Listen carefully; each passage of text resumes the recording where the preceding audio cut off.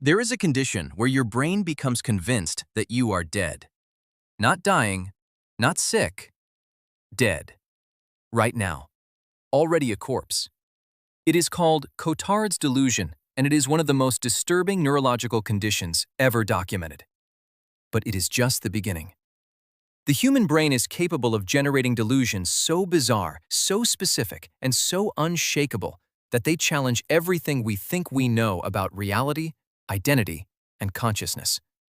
And after you hear about these, you will never trust your own brain the same way again.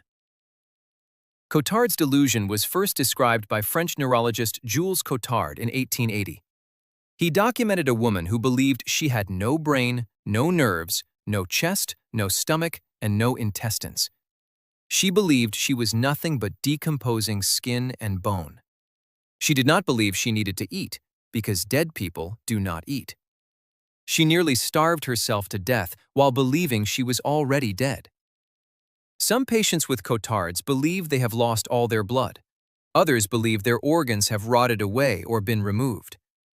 In the most extreme cases, patients believe they do not exist at all, that they are metaphysical impossibilities, walking contradictions, somehow conscious, but non-existent.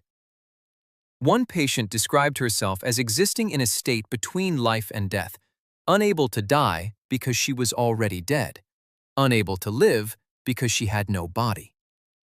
The philosophical horror of that experience is almost impossible to imagine. Brain scans of Cotard's patients reveal something fascinating. The regions responsible for self-recognition and emotional processing show dramatically reduced activity. The brain's ability to generate a coherent sense of self has essentially broken down, and the patient's mind fills the void with the only explanation that makes sense given the distorted input it is receiving. I must be dead. The delusion is not a failure of logic, it is a logical conclusion drawn from broken data. Then there is Capgras delusion, where you become absolutely certain that someone you know, usually a spouse, parent, or close family member, has been replaced by an identical imposter. You can see that they look exactly the same. You can hear that they sound exactly the same. But something fundamental feels wrong. The emotional connection, the warmth, the sense of familiarity, it is gone. And your brain concludes that this person must be a fake, a duplicate, a body double sent to deceive you. The neuroscience behind Capgras is actually well understood. When you see a familiar face, two things happen simultaneously in your brain. Your visual cortex identifies the face and matches it to stored patterns, and your limbic system generates the emotional response associated with that person, the feeling of warmth, love, and recognition. In Capgras patients, the connection between these two systems is severed. They see the face correctly, but feel nothing.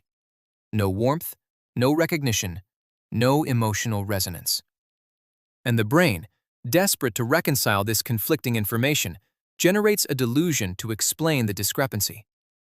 If this person looks right but feels wrong, they must be an imposter. It is actually rational given the premises. There is also clinical lycanthropy, where patients genuinely believe they are transforming into an animal. Not metaphorically. They report feeling their bones shifting, their skin sprouting fur, their teeth growing into fangs. They may howl, crawl on all fours, and attempt to eat raw meat. Historical accounts of werewolf sightings may have been encounters with people experiencing this condition. Brain imaging shows abnormal activity in the regions that maintain your body schema, the mental map of your body's shape, size, and boundaries. The brain's internal model of what you are has been corrupted, and the result is the conviction that you are becoming something else entirely. Fregoli delusion is the opposite of Capgras. Instead of believing familiar people are imposters, Fregoli patients believe that strangers are actually familiar people in disguise. Everyone they encounter, the bus driver, the grocery clerk, the person walking past on the street, is actually the same person, or a small group of people, wearing elaborate disguises and following them. The world becomes a stage populated by a single cast of actors performing an incomprehensible play. And then there is perhaps the most existentially terrifying delusion of all. It is called anosognosia, and it is not rare. It affects roughly 1 in 3 stroke patients. Anosognosia is the complete inability to recognize that you are ill or impaired. Patients with left-side paralysis after a right hemisphere stroke will insist with absolute conviction that their paralyzed arm works perfectly fine. When asked to clap, they will move only their right hand and genuinely believe they are clapping with both. When shown that their left arm is not moving, they may claim it is not their arm, that it belongs to someone else in the bed, or simply refuse to acknowledge what their eyes are showing them. The implications are staggering. These are not people in denial. Denial implies awareness of a truth you are choosing to reject. These patients have no awareness that anything is wrong.